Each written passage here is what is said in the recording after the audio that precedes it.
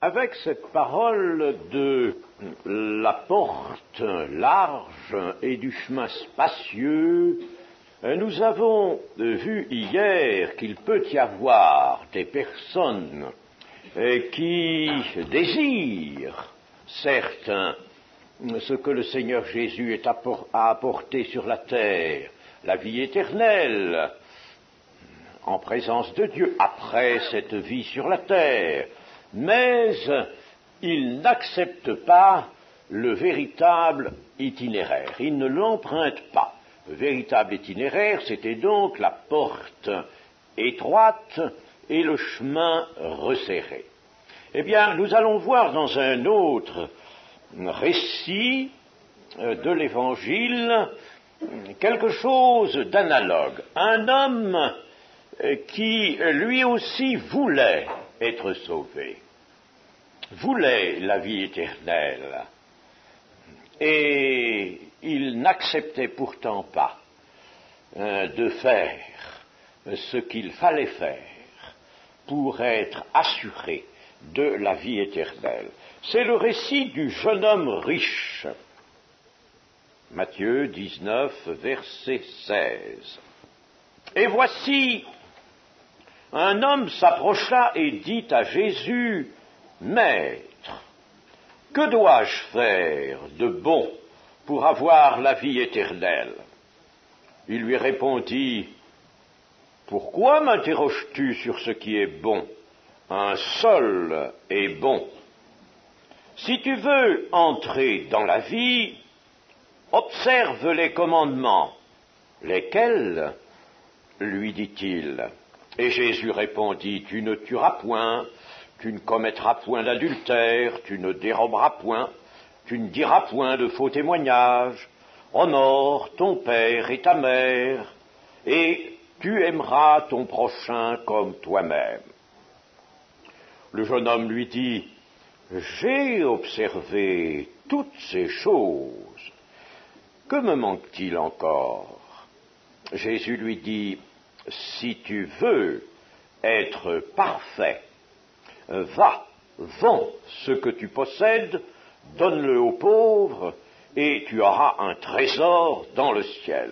Puis viens et suis-moi. » Après avoir entendu ces paroles, le jeune homme s'en alla tout triste, car il avait de grands biens. Et Jésus dit à ses disciples, « Je vous le dis en vérité, un riche entrera difficilement dans le royaume des cieux.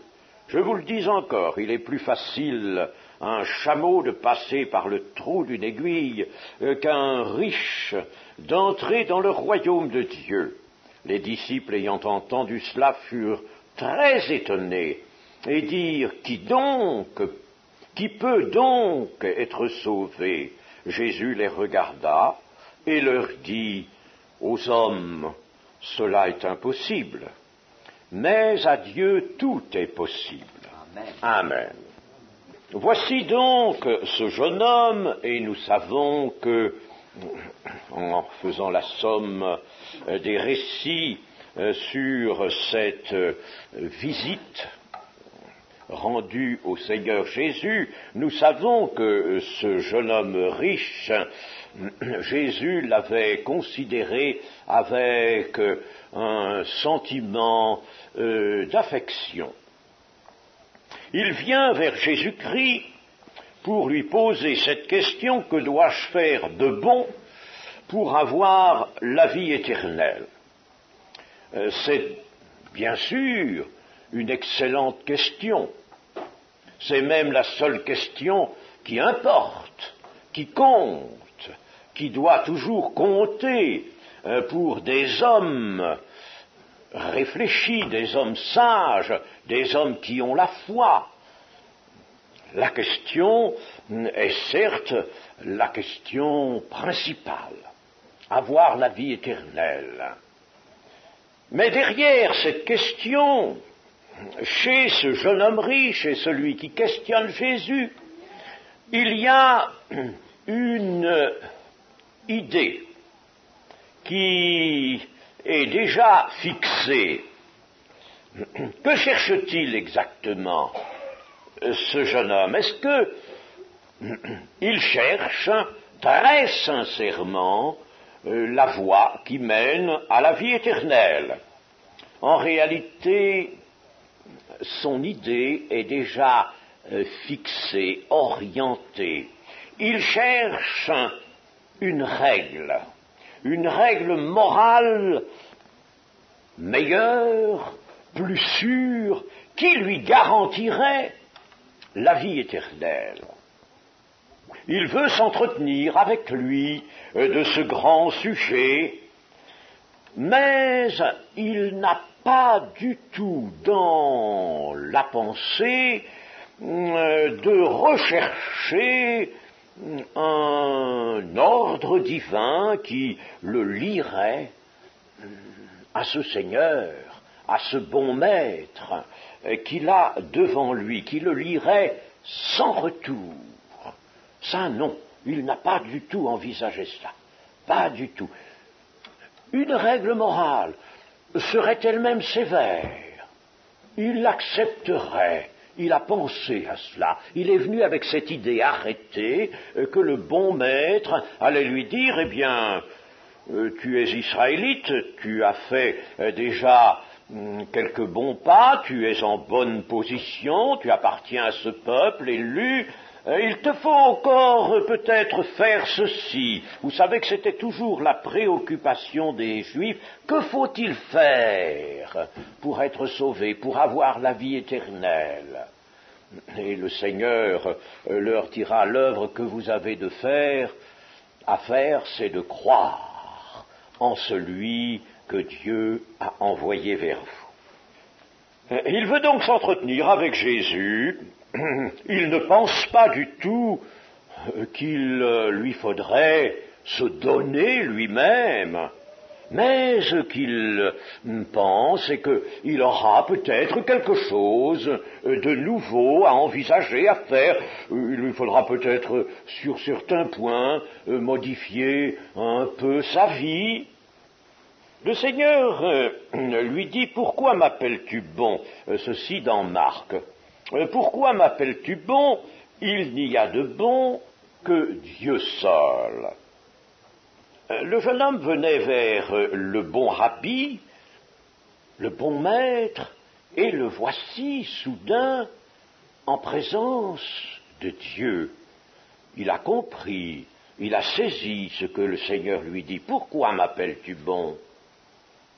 Le Seigneur ne lui dit pas, « Il ne faut pas que tu m'appelles bon. Conviens pas que tu m'appelles ainsi. Pourquoi m'appelles-tu bon?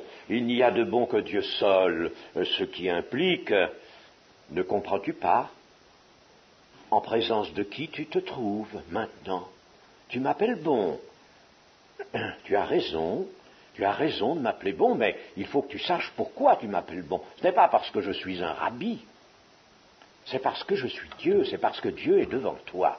Il y avait, n'est-ce pas, dans cette réponse, ou plutôt dans cette question de Jésus, il y avait cela. Il venait donc vers un maître, et le voici en présence de Dieu, obligé de penser à cette présence. Il n'y a de bon que Dieu. Obligé de penser à Dieu. Ne connaît-il pas les Écritures? Oh, sûrement.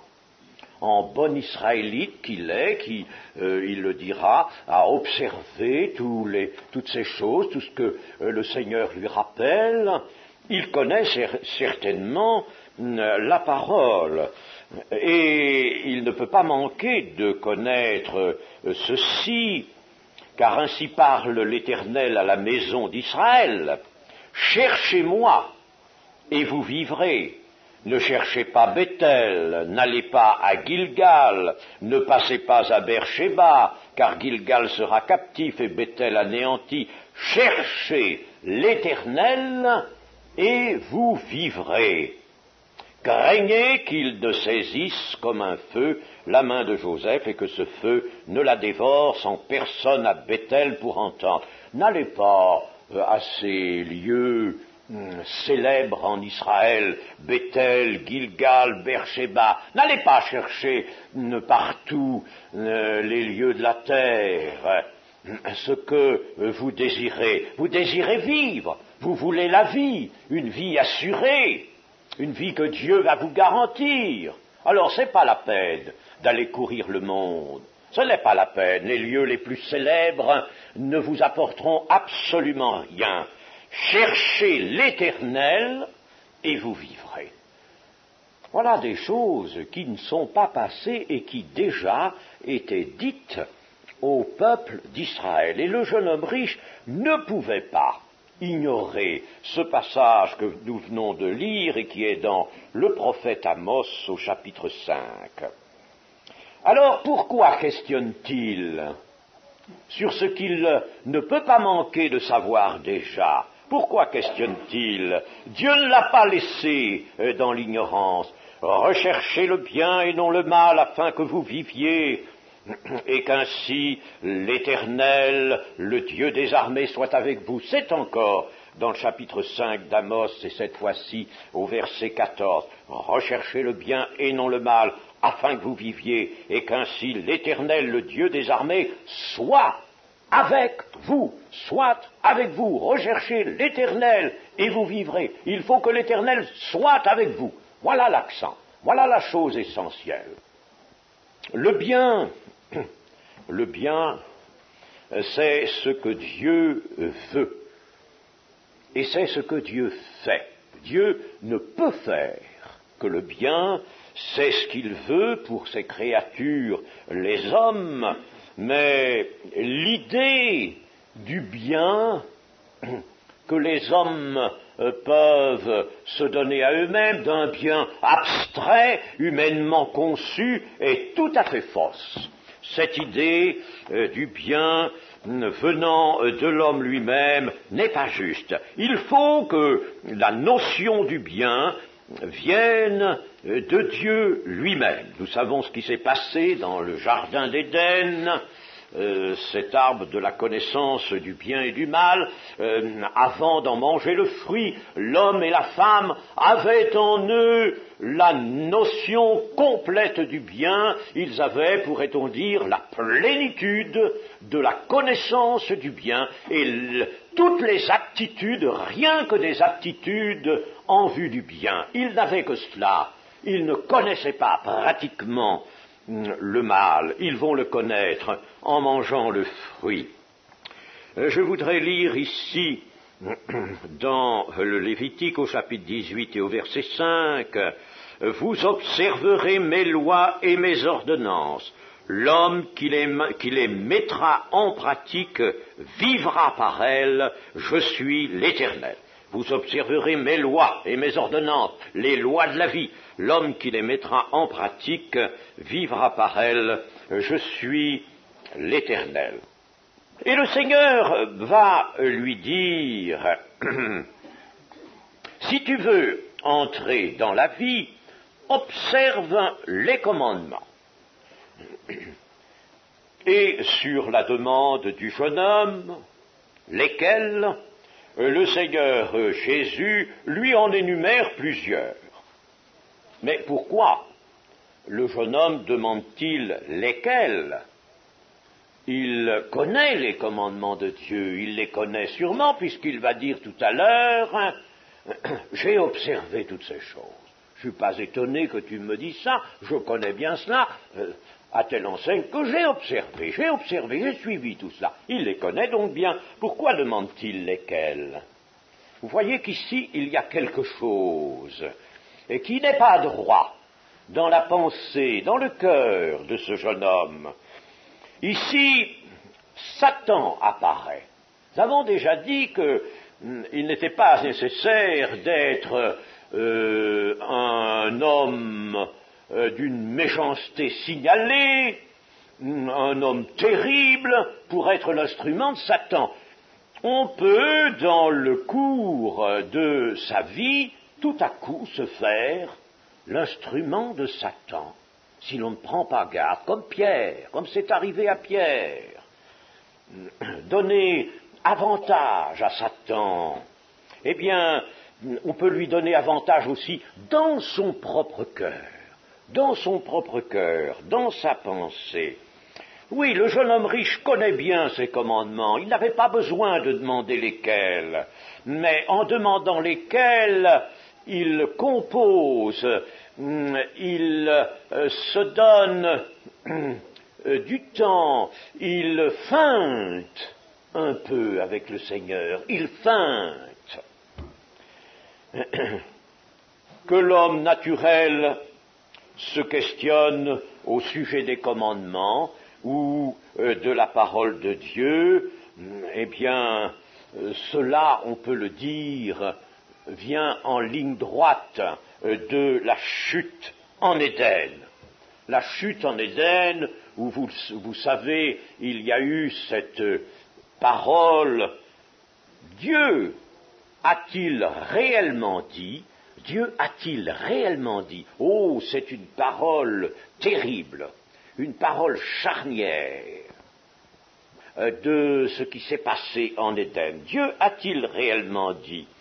L'homme s'est départi de l'obéissance simple, franche, aisée à comprendre, obéissance facile à pratiquer, en acceptant des paroles de ce genre, des paroles où se glisse le doute. Dieu a-t-il réellement dit, en acceptant la discussion, en s'attachant aux subtilités de l'interprétation de la parole de Dieu? Pierre nous dit qu'aucune parole de Dieu ne fasse l'objet d'une interprétation personnelle ou particulière. Qu'aucune parole de Dieu. La parole de Dieu n'est pas donnée pour être interprétée. Je sais que nous avons souvent ce terme dans la bouche. Mais c'est une erreur, elle est là, et certes il faut la pénétrer, il faut la comprendre, il y a des parties difficiles, plus ou moins voilées, plus ou moins obscures, il faut sonder les Écritures avec le bon esprit, avec la foi, avec amour, avec le désir d'obéir à la parole de Dieu. Mais cela n'est pas de l'interprétation. L'interprétation, c'est la liberté de faire voyager le sens d'une parole. Oh, comme on trouve ça chez nos théologiens. Ils sont très forts dans cet art-là. La parole de Dieu, oui, certes, littéralement, on peut dire ça. Mais si l'on pense de telle et telle manière, on arrive à ceci, on arrive à cela. Et puis on est parti de là, on est aux antipodes de ce que dit la parole de Dieu. Voilà ce qu'est cette ruse du diable, de l'interprétation de la parole de Dieu. Oh, je vous mets en garde, mes amis, contre cela. Je vous mets en garde. Et je vous mets en garde contre votre propre cœur, qui, nous le disions, peut fort bien laisser accès à l'esprit de l'ennemi, l'esprit de Satan, lorsque, devant un commandement qu'on n'aime peut-être pas trop, un commandement qui, évidemment, on voudrait bien pouvoir dire, oh, moi, j'obéis à tout, à toute la parole. Oui, mais voilà, il y a un commandement, puis il y en a un autre. Ils sont un petit peu gênants, ces commandements-là. Alors, tout de même, on vit au XXe siècle, on est sollicité d'une manière et de l'autre dans la société où l'on vit, dans le monde. Alors, ces commandements-là, est-ce que c'est vraiment pour maintenant? Est-ce que c'est toujours applicable? Et qu'est-ce que ça signifie au juste? Et puis, c'est peut-être pas ce qu'on pense a priori. Il y a peut-être... Vous voyez, n'est-ce pas, l'interprétation? L'interprétation n'est jamais droite, c'est la chute, je vous le disais, c'est la chute. C'est la chute, c'est l'esprit de la chute qui vient, c'est la puissance du péché, comme dit Paul, la loi du péché, la puissance du péché qui se présente. Oh, nous manquons de droiture, nous manquons de fidélité, nous manquons d'amour à Dieu lorsque nous prenons sa parole et que nous disons, mais qu'est-ce que ça veut dire au juste? Mais est-ce que Dieu a réellement voulu dire ça, ou n'aurait-il pas voulu peut-être dire autre chose? Ah, mes amis, c'est avec ça que la chute en Éden s'est produite.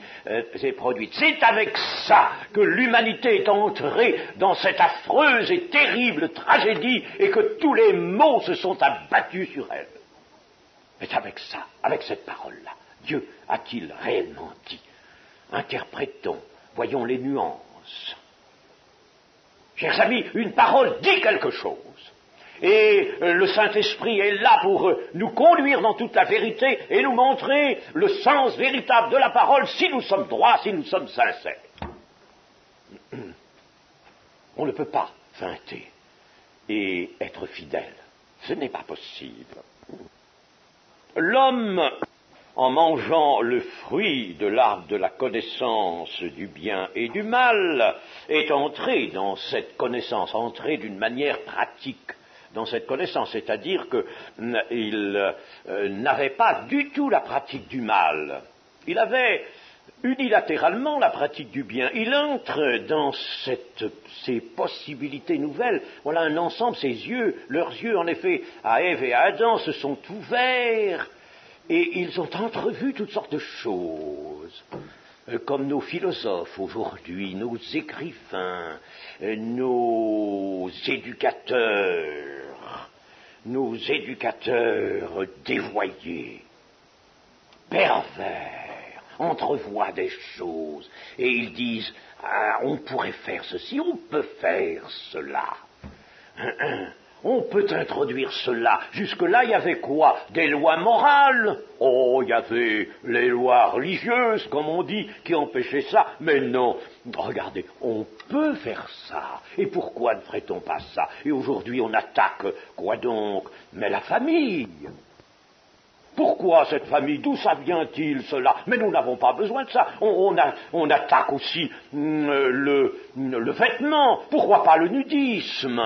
Et vous voyez, n'est-ce pas, ces choses terribles qui surgissent là, parce que, précisément, on a la connaissance du mal, dans cette dualité que Dieu n'avait pas voulu pour l'homme, la connaissance du bien et du mal. Dieu n'avait pas voulu cela pour l'homme. Lorsque les fils de tous ceux d'Israël qui avaient pénétré dans le désert, qui étaient morts, lorsque les fils arrivent vers le Jourdain, alors Dieu dit, je n'ai pas voulu pour eux la connaissance du bien et du mal. Connaissance du bien seulement. Connaissance du bien, connaissance de ce que Dieu a dit, de tout ce qui est sorti de la bouche de Dieu, de tout ce qui a manifesté son amour pour sa créature, afin qu'elle vive, afin qu'elle soit heureuse et vive. Et avec cette perversité qui est venue avec la connaissance du bien et du mal, alors l'homme en est arrivé à attribuer à la parole de Dieu une ambiguïté qui vient seulement de son cœur troublé et pervers, une ambiguïté. J'ai observé ces choses, dira le jeune homme riche, au gré de son propre jugement.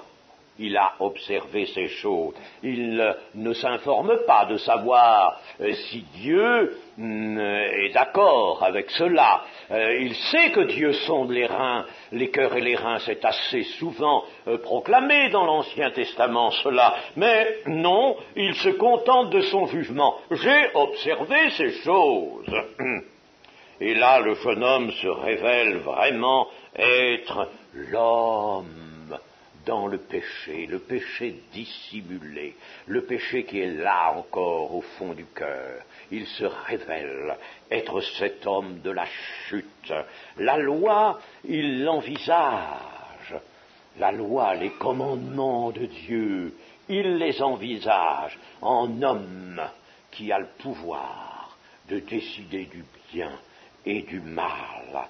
Et la loi qu'il conçoit ainsi, et dont il dit « j'ai observé toutes ces choses », cette loi-là, c'est une loi détachée de son auteur. Et chers amis, il peut arriver en effet que nous ayons la parole de Dieu dans notre pensée, mais que nous ayons une parole de Dieu détachée de l'auteur. Parole de Dieu qui a perdu son grand privilège, qui a perdu sa force, qui n'est plus le véhicule de la vie, qui est une parole à nous, une parole d'homme, une parole comme celle que Satan a pu prononcer devant le Seigneur Jésus dans le désert, car lui aussi a prononcé la parole de Dieu. Une parole détachée de son auteur. Savez-vous que les Juifs du temps du Seigneur Jésus, tous ces pharisiens, ces scribes, ces sadducéens, ces sacrificateurs, tous ces chefs des Juifs devant le Seigneur Jésus parlaient beaucoup de la loi. Ils la mettaient très haut, la loi, la Torah, la loi de Dieu. Eh bien, cette loi, elle était détachée de son auteur. La loi qu'ils avaient n'était plus la vraie loi de Dieu, la loi donnée par Dieu, loi qui n'est pas seulement une parole, mais qui est esprit, car à tout commandement de Dieu est attaché un esprit, à telle enseigne que Jésus n'a pas accepté que Satan cite, en citant des paroles de l'Écriture, en tire la conclusion ou une invitation, puisque tu sais, il est écrit que les anges te porteront sur leurs mains, jette-toi donc du haut de ce portique, jette-toi en bas, si tu es le Fils de Dieu. Mais vous savez que Jésus n'a pas accepté ça, parce que la parole de Dieu avait simplement sa réalité littérale, mais dépouillée qu'elle était de son esprit, séparée de son auteur, séparée de la volonté de Dieu. On peut avoir une parole de Dieu, le sens littéral, peut-être même l'énoncé littéral de la parole de Dieu, et elle est séparée de la volonté de Dieu, séparée de l'esprit avec lequel Dieu a donné cette parole et pour lequel il a donné cette parole. Il faut comprendre cela, n'est-ce pas?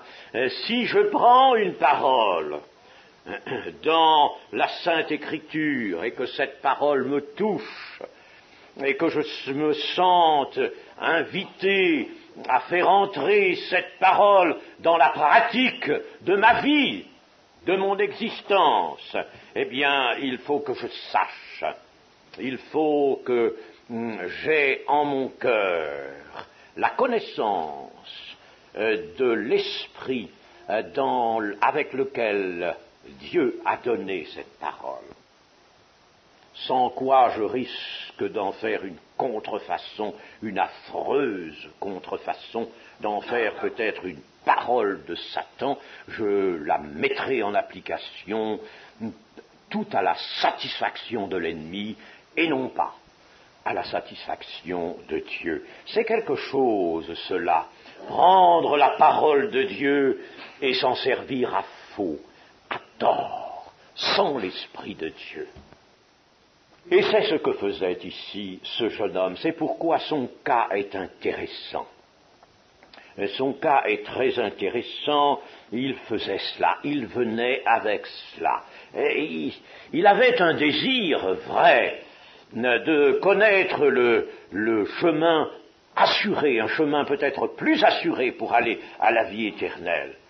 Mais dans sa manière de converser avec Jésus, il feinte, il se présente vraiment comme celui dont le cœur n'est pas débarrassé du péché. Si tu veux être parfait, lui dit le Seigneur Jésus, va, vends ce que tu possèdes, donne-le aux pauvres, et tu auras un trésor dans le ciel, puis viens et suis-moi. Le jeune homme riche allait donc au-devant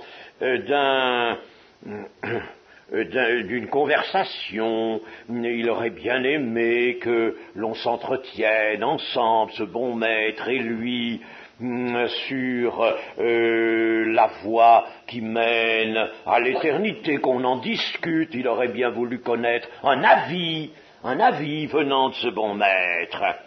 Il avait en somme un problème en lui, mais le Seigneur Jésus ne se laisse pas piéger par le jeune homme, et tout de suite on voit que le maître ne porte pas intérêt au problème du jeune homme, cela ne l'intéresse pas. Discussion, interprétation, action intellectuelle, dérobade, que Jésus ne manquait pas de sentir, de voir, dérobade de l'homme naturel, tout cela c'était dans le problème du jeune homme, dans l'attitude du jeune homme, mais Jésus ne s'intéresse pas du tout à ça. À quoi s'intéresse-t-il? Au jeune homme lui-même. Au jeune homme, pas à son problème, pas au démêlé de toutes ses pensées, pas à ses feintes, pas à cette idée qu'il s'était préparé lui-même, que sans doute le maître allait ajouter quelque chose qu'il pourrait faire au commandement qu'il connaissait déjà. Jésus sort de cela, laisse tout cela, et s'intéresse au jeune homme lui-même. C'est toujours ce que le Seigneur Jésus fait. Il s'intéresse à nous, à notre vie. Nous pouvons avoir des idées qui voyagent, qui vont, qui viennent, nous faire nous préparer nous-mêmes aussi des préjugés, des idées préconçues, des solutions peut-être. Nous sommes donnés nous-mêmes des interprétations peut-être. Le Seigneur Jésus écarte tout cela, ça ne l'intéresse pas. Ça ne l'intéresse pas du tout. Ce qui l'intéresse, c'est notre vie, c'est nous. Et il reviendra toujours là, à ce point-là. Toi, ta vie, pauvre homme, pauvre femme, toi, tu ne sais pas que tu es pauvre et nu, malheureux, et que tu as besoin de moi. Tu ne sais pas que tu as besoin que je te donne des vêtements blancs, que je oigne tes yeux pour que tu vois clair.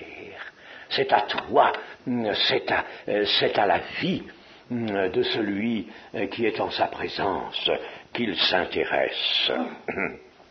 Ce qu'il faut et ce que Dieu veut, ce que Jésus veut, c'est que l'on obéisse. Et pour cela, pour que ce jeune homme ait à obéir, Jésus lui dit simplement, bon, eh bien, débarrasse-toi de tout ce qui te retient, de tout ce qui t'empêche de venir vers moi, vends tout cela, donne-le, donne ça aux pauvres, et puis tu seras libre et tu viendras. Viens et suis-moi. Suivre le Seigneur. Dans la discussion, dans l'interprétation, l'homme cherchera toujours un moyen de se justifier. Ah, ça, c'est une propension chez l'homme, de chercher à se justifier. Il n'y a plus cela chez les chrétiens? Si, ça existe encore.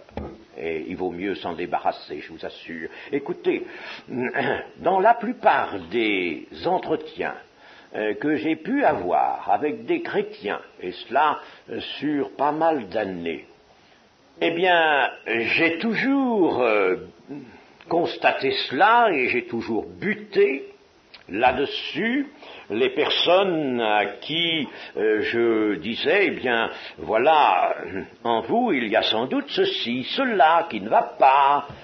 Et alors, toujours j'entendais mon interlocuteur ou mon interlocutrice immédiatement partir en guerre pour se justifier. Ah non, non, non, mais c'est que, moi, je vous l'assure, non. Toujours, n'est-ce pas, le réflexe de venir se justifier. Quand Dieu reproche à l'homme d'avoir mangé du fruit de l'arbre de la connaissance du bien et du mal, l'homme dit, mais c'est la femme que tu as mise à côté de moi, c'est toi qui l'as mise, cette femme, c'est toi, tu m'as donné cette femme, et c'est elle.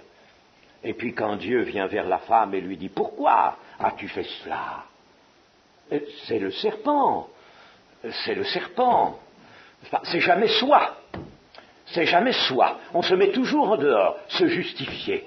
Chers amis, il faut qu'un chrétien perde absolument cette mauvaise habitude-là. Parce qu'il n'y a pas de progrès possible. Si quand on me dit quelque chose, et pourtant l'Écriture nous montre qu'il faut qu'il y ait des conseils, que dans l'Église tout est prévu, organisé pour qu'il y ait par voie de ministère notamment des conseils, des exhortations. Alors si, en les entendant, n'est-ce pas, nous prenons ça comme un reproche, et puis nous disons, mais non, moi, n'est-ce pas, je n'ai pas, non, c'est pas ça, moi j'ai pas fait ça, moi je n'ai pas vu les choses comme ça, mais non, au contraire, j'ai toujours fait ceci, j'ai toujours fait cela, j'ai toujours tout fait, toujours bien fait, n'est-ce pas, etc. Voilà. Alors il n'y a plus moyen. Le conseil de Dieu ne peut pas rentrer. Le conseil de Dieu ne peut pas rentrer, on se justifie. Et toujours le besoin de tirer le soi des arguments qui justifient. Autrement dit, n'est-ce pas, de se réinstaller confortablement dans sa propre justice. C'est pas autre chose. Je le disais hier, n'est-ce pas, dans la vie chrétienne, le sentiment d'une propre justice peut très bien réapparaître et avec facilité. Et cela, chers amis, ça contrecarre l'action du Saint-Esprit qui veut nous sanctifier. Il ne peut pas nous sanctifier. Il y a des raideurs, des résistances, il y a de la rébellion dans le cœur. Le Saint-Esprit ne peut pas nous justifier dans de telles conditions. Un cœur brisé, nous demande le Seigneur. Il aime que l'on vienne avec un cœur brisé. Bien sûr, vous me direz, mais je ne peux pas me laisser quand même accuser de ce que je n'ai pas fait. Il n'est pas question de ça. Mais nous avons fait suffisamment de choses, ou nous avons manqué suffisamment de choses, n'est-ce pas, pour que nous puissions accepter la réprimande de Dieu, si jamais elle prend la forme d'une réprimande, ou en tout cas l'exhortation de Dieu qui nous éclaire sur le fond de notre cœur, qui nous éclaire sur notre marche, qui n'a pas été droite, qui n'a pas été bonne, qui n'a pas honoré le Seigneur. Mais si nous avons toujours ce cœur-là prêt à réagir, c'est la révolte du jardin d'Éden, ça. C'est même quelquefois, chers amis, le feu de l'enfer qui brûle. Oui, c'est pas le feu de l'amour de Dieu, c'est le feu de l'enfer. On passe très bien, vous savez, du ciel à l'enfer, facilement. Il faut faire attention à cela, chers amis. Il faut faire, je vous dis ces choses-là, non pas pour vous bousculer, n'en est pas du tout l'intention, mais pour que vous réfléchissiez à cela. Il y a des travers, encore chez nous, chrétiens. Il faut absolument révoquer. Il faut s'en défaire, il faut s'en débarrasser, il faut que nous soyons accessibles. Il m'est arrivé, par exemple, quelquefois, de dire avec toutes sortes de ménagements à des personnes, ou bien, par exemple, que le don spirituel qu'elles avaient cru pouvoir exercer dans le culte n'était pas bon, n'était pas inspiré, n'est-ce pas? Et puis alors, mais c'est l'esprit. Et j'ai montré plus d'une fois à des personnes, c'est pas l'esprit, allons voyons, admettez que ce n'est pas l'esprit, vous vous êtes trompés. Je ne vous accable pas, mais vous vous êtes trompés, mais c'est dur. C'est pas possible que vous soyez comme ça, n'est-ce pas? Il faut certainement que il faut, et vous l'êtes déjà, mais il faut l'être peut-être davantage, accessible au conseil de Dieu, chers amis, accessible. Et si nous sentons un petit peu la gêne ou la morsure de l'humiliation, acceptons-la, elle est bonne. Et le Seigneur nous dit que c'est pour notre bien qu'il nous humilie. C'est pas parce que cela lui est agréable, loin de là, c'est pour notre bien. Et le psalmiste le sait très bien qu'il a été humilié par Dieu, mais que c'était pour son bien. C'est pour notre bien. Et acceptons et soyons capables d'accepter une parole qui nous humilie à la nature humaine. La nature humaine, il faut qu'elle soit dans la mort. Parce que tant qu'elle revit un petit peu, n'est-ce pas, elle fait réapparaître la chute. Exactement la chute. Exactement le péché d'Éden. Vends ce que tu possèdes et donne-le aux pauvres. Bien sûr, ça c'était le problème de ce jeune homme qui était riche, qui avait de grands biens. Ne croyez pas que c'est le problème de tout le monde et que c'est parce que vous avez un peu d'argent à la caisse d'épargne que les choses ne vont pas. Non, ce n'est pas cela, n'est-ce pas? C'est parce que le Seigneur a voulu dire. Mais là, n'est-ce pas, considérons bien que dans le cas de ce jeune homme, son attache, mais alors une attache qui était comme une amarre de bateau, n'est-ce pas, c'était une attache solide, c'était sa richesse. Et sa grande richesse lui laissait bien le loisir d'observer à sa guise, à son gré, les commandements de Dieu, mais ne lui laissait pas le loisir d'être libre pour suivre le Seigneur Jésus. Suivre Jésus, si encore, le Seigneur lui avait dit, écoute, viens une quinzaine de jours, on vient même un mois, avec moi tu vas faire un stage là. Oui, il serait venu, bien sûr qu'il serait venu, mais si le Seigneur aussi lui avait dit, écoute, ton existence est un petit peu confortable, trop confortable quand même, tu vis un petit peu dans l'opulence, tu sais, alors pendant quelque temps tu vas adopter un style de vie différent, le mien, tu sais, le mien, c'est un peu juste, n'est-ce pas? Je n'ai pas de quoi, ou je n'ai pas de lieu pour reposer ma tête, et puis on va de lieu en lieu, on mange ce qu'on peut. Alors tu vas pendant un temps adopter ce style de vie. Le jeune homme aurait dit, oui, oui, je mettrai un régisseur, je mettrai un économe pour s'occuper de mes biens pendant mon absence. Oui, je veux bien adopter un style de vie. Oui, pareil au tien. Mais il s'agissait de suivre pour toujours. Il s'agissait de suivre le Seigneur d'une manière irrévocable, sans retour en arrière. Ah, pour cela, il fallait couper toute possibilité de recul. Et sa grande richesse, ce lien qui le liait à la terre et au monde, c'était une amarre solide. Ça pouvait au besoin donner un peu de lest, comme on le fait aux amarres des bateaux, n'est-ce pas, mais avec une limite. Eh bien, il fallait couper cela. Pas de possibilité de recul ou de partage entre deux maîtres. Ça, le Seigneur Jésus ne l'a jamais voulu. Vous savez, il n'est pas nécessaire d'avoir des richesses grandes ou moins grandes pour avoir un lien comme avec la terre, comme l'avait ce jeune homme. Ça peut venir de toutes sortes d'autres choses, vous savez, d'autres choses. Par conséquent, parce que nous trouvons dans ce récit, ne l'attachons pas au fait que ce jeune homme avait de grands biens et que pour lui son attache c'était la richesse, mais pensons qu'il peut y avoir autre chose que cela. Il peut y avoir, par exemple, des attaches familiales.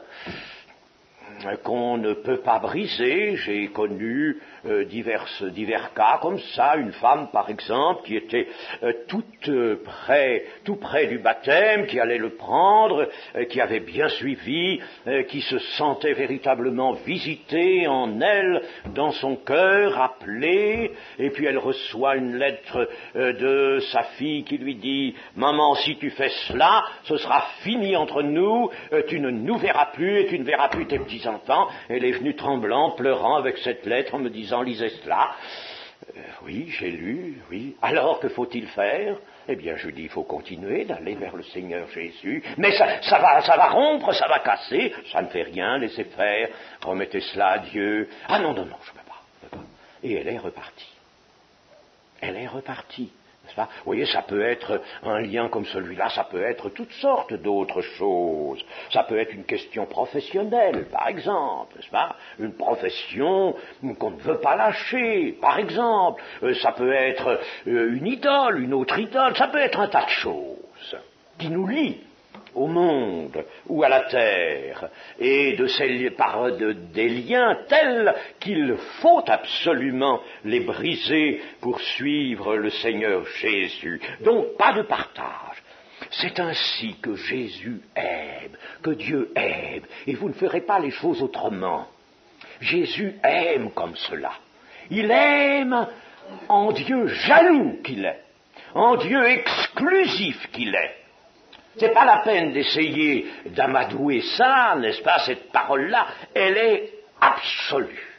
Dieu est un Dieu jaloux, exclusif, il nous veut tout entier pour lui. Et le Seigneur Jésus, qui révèle Dieu, qui nous apporte le fruit de la rédemption, nous veut, bien sûr, tout à lui. Chez le jeune homme riche, que voit-on par conséquent? Eh bien, on voit que le moi est attaché à cette possession de grande richesse. Ce moi, en somme, se trouve là, renforcé, possède une puissance établie sur l'importance des richesses que possédait le jeune homme. Alors ce moi est solidement lié à l'existence présente de la terre, et l'idole volumineuse de cet homme était là. Voilà pourquoi le Seigneur Jésus lui dit « Va, vends tout ce que tu possèdes, donne-le aux pauvres, viens et suis-moi. » C'était l'idole énorme, volumineuse. Comment voulez-vous que le Seigneur Jésus accepte d'indiquer la voie de la vie éternelle, de promettre la vie éternelle, de donner, parce qu'il vient la donner la vie éternelle à celui qui est arrivé à la terre et qui est attaché à une grosse idole? Mais c'est impossible, ça. C'est absolument impossible. Cette idole fermait littéralement le royaume de Dieu à cet homme. Et ce jeune homme venait donc chercher à parfaire peut-être le bien qu'il estimait avoir fait, les choses bonnes qu'il avait accomplies. Il cherchait le bien, en somme, à faire le bien, car il voulait faire le bien. Il voulait, n'est-ce pas? Ce qu'il y a de remarquable dans ce cas, c'est que ce jeune homme était vraiment désireux de faire le bien, d'aller jusqu'au bout pour faire le bien sur la terre, mais le bien hors de Dieu. Et ça, vous voyez comme Jésus l'avait compris à la première minute. Parce que le Seigneur Jésus a un regard qui plonge tout de suite là, qui plonge dans le cœur. Pourquoi m'appelles-tu bon? Parce que tu voudrais, n'est-ce pas, faire le bien sans moi, sans Dieu. Et cela, mon ami, c'est pas possible. Ce que tu veux là n'est pas possible. Alors il faut que cet homme renonce à lui-même. Mais cela ne se fera pas. Pour renoncer à lui-même, il faudrait qu'il renonce à ce poids énorme d'or qui le relie à la terre. Et le jeune homme s'en va tout triste. Il s'en alla tout triste. Il quitte le Seigneur, le prince de la vie. Il s'en va vers la terre destinée au jugement, la terre destinée au feu, lui-même destiné à la mort, qui va être la mort du corps et en même temps la seconde mort, à la perdition. Il s'en va vers cette épouvantable destinée pour pendant encore peut-être quelques années, il était jeune, peut-être quelques dizaines d'années, pouvoir jouir de cet or. Il s'en va. Et le prince de la vie, il le laisse aller, le laisse partir. Le prince de la vie s'en va. Il s'en va, lui, tout triste, l'un de son côté, l'autre de l'autre. Chers amis, est-ce que vous marchez avec le Seigneur Jésus? Est-ce que vous êtes avec lui? Est-ce que vous êtes derrière lui? Est-ce que vous êtes sur ses pas? Est-ce que vous mettez vos pieds dans les pas du Seigneur pour le suivre, ou le laissez-vous aller dans un sens et vous dans un autre? Vous me direz, mais non, je suis chrétien, voyons.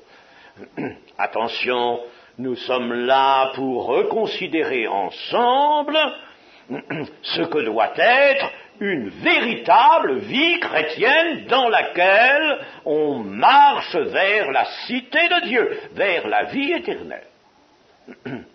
Et nous sommes là pour examiner tout ce qui pourrait encore être illusion à ce sujet, ou tout ce qui pourrait nous distraire, nous éloigner d'une authentique marche avec le Seigneur Jésus. Eh bien, le jeune homme a opté.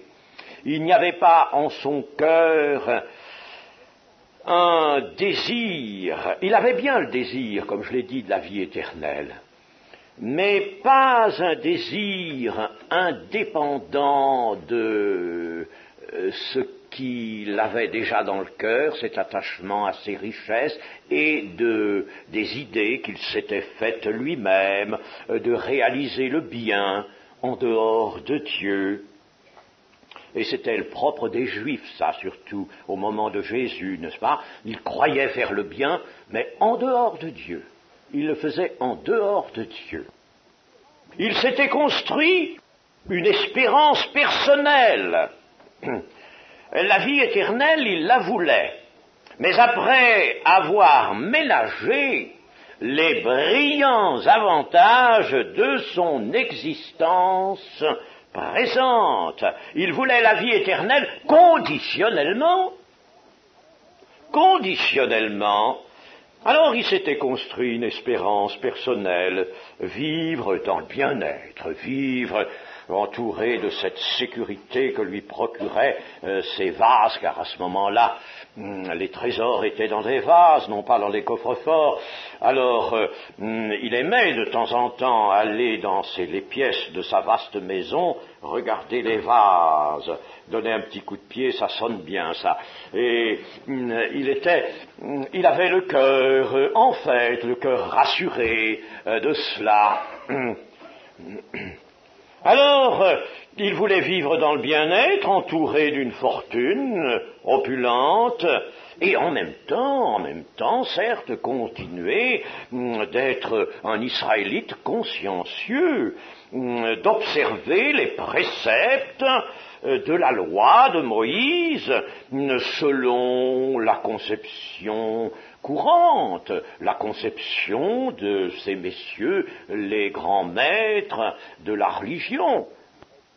Il pensait que tout irait bien de cette manière-là, et en allant voir le bon rabbi, le bon maître, il se disait, sans doute va-t-il me demander d'ajouter quelque chose, mais ça, je suis prêt. Moi, je suis prêt à ajouter encore un commandement ou deux, 3 ou 4, même si l'on veut, n'est-ce pas? Je veux bien encore ajouter cela.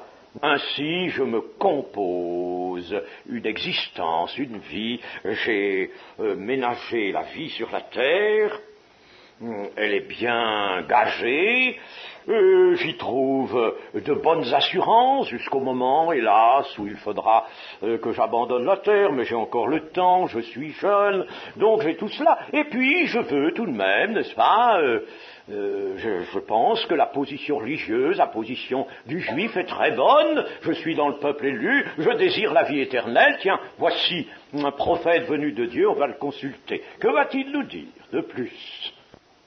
Que va nous dire de plus notre position de chrétien évangélique? Notre position de chrétien évangélique n'a de raison et n'a de réalité que si nous avons accepté de renoncer à nous-mêmes, de renoncer à ce moi, au moi, et de suivre Jésus, sincèrement, véritablement, d'être à lui, de lui appartenir entièrement.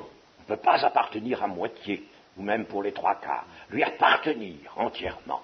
Voilà ce qui justifie notre place dans la foi évangélique, dans l'Église évangélique, l'Église de Jésus-Christ.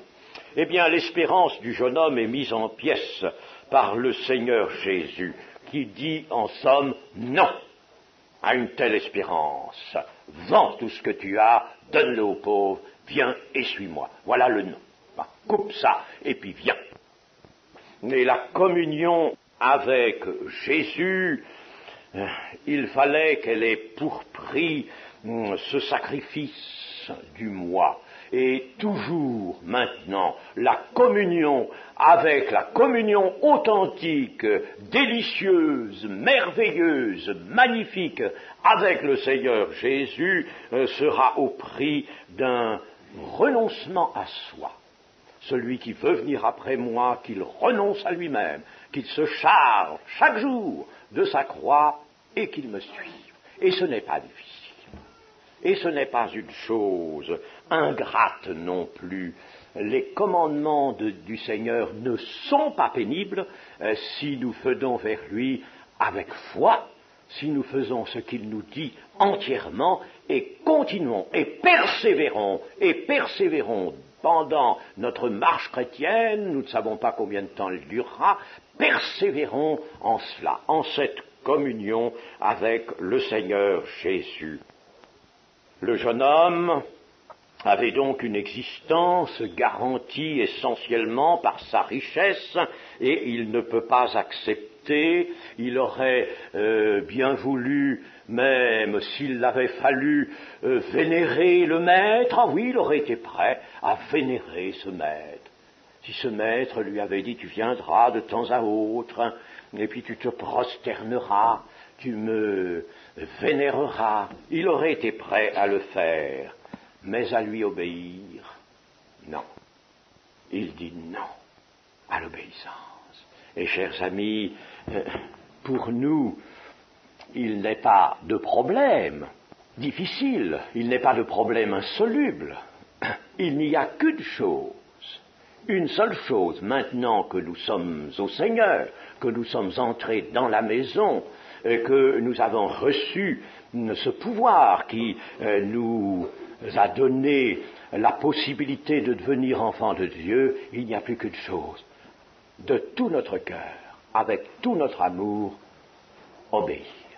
Obéir simplement, purement, à toute la parole de Dieu. Amen. Amen.